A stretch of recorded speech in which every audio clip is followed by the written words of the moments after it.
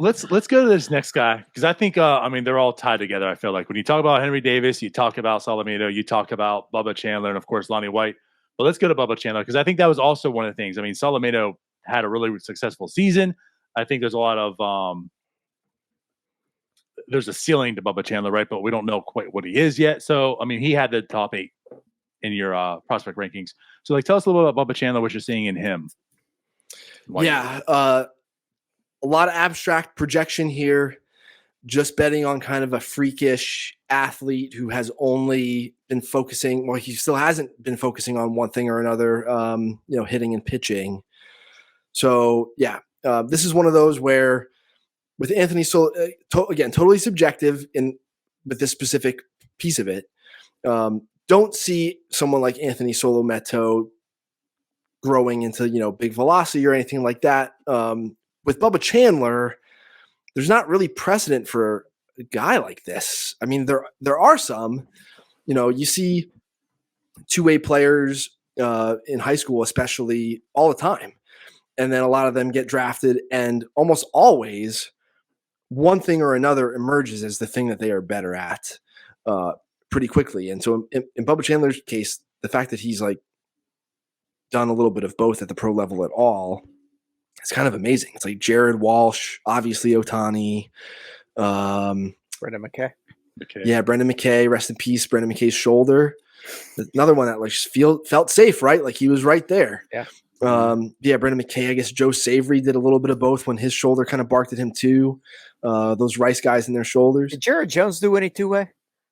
No, but he was definitely a prospect he would have been a prospect as an infielder if that was all he did. Not nearly as good as he is on the mound, but Michael Harris was a pitching prospect. Some teams had Michael Harris on their board as a pitcher. And Atlanta's taken a bunch of those types of guys. They drafted a guy named Seth Keller, who's a two-way.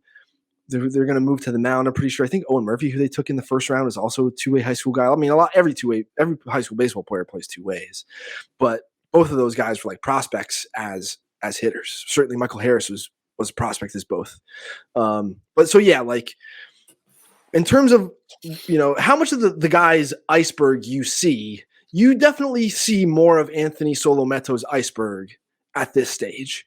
You can see the things that are going to make him successful are already part of what makes him successful. With Bubba Chandler, this guy might just be scratching the surface. And so the fact that he has that high-end outcome, even though he's walking a bunch of guys right now or whatever it is, I prioritize that over a guy who I have evaluated as a 5th starter who is still a couple of years away from the big leagues.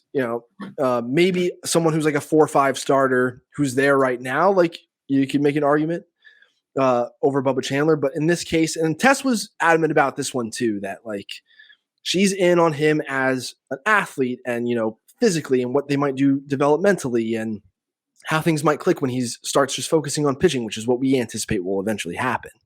That's why the Pirates came out and said that they're going to do that this year. He's focusing just on pitching. FYI. It makes sense based on, how he looked as a pro, but still, it's so amazing the fact that he went out there and kind of did what he did at all. So it makes sense to me.